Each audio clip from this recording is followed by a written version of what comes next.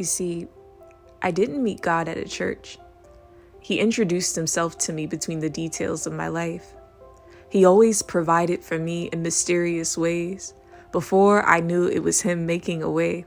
In what seemed to be dark places, I didn't meet God at a church. I heard about him through other people, and I noticed people can tell you about him, but it's best if you see for yourself. It has more meaning when you actually seek a relationship with them personally, not just for riches and wealth. Now, don't get me wrong. God, he is a provider, but it isn't just material. His gifts are heavenly, rooted in peace intangibly. And beyond understanding, you see, I didn't meet God at a church. I met him when I was a junior in college, living in Baltimore, praying on my knees in 2016. I remember asking him to help me know who he is. And at the time, I didn't want to rely on the words of other people's lips.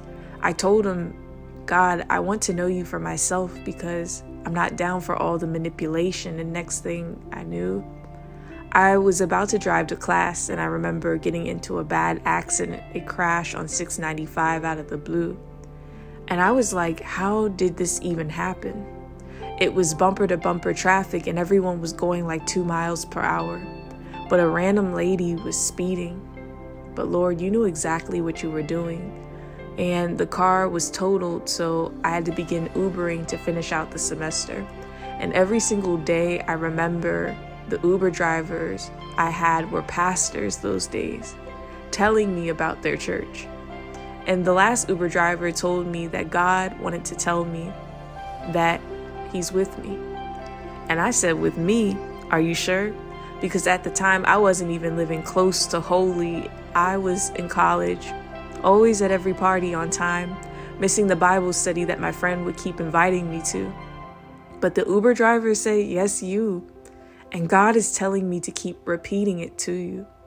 And I guess God knew at the time that I was a skeptic, but he turned me into a believer because at the time my mind flashed back to the day I was praying, asking him to help me know him.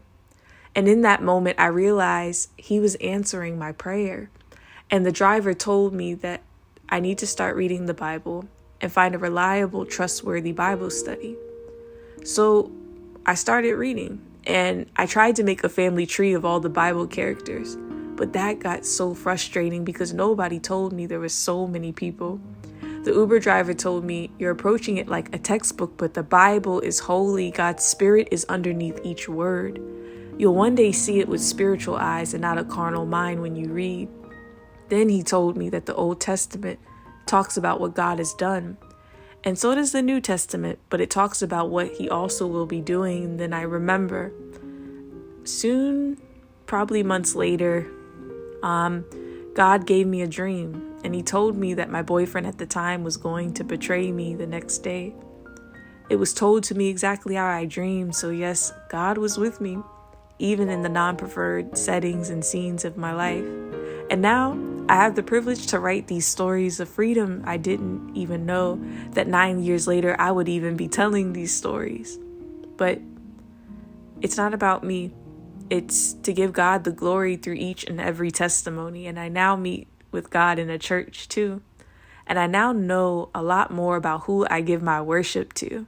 And I pray that every person pursues an authentic relationship with him too.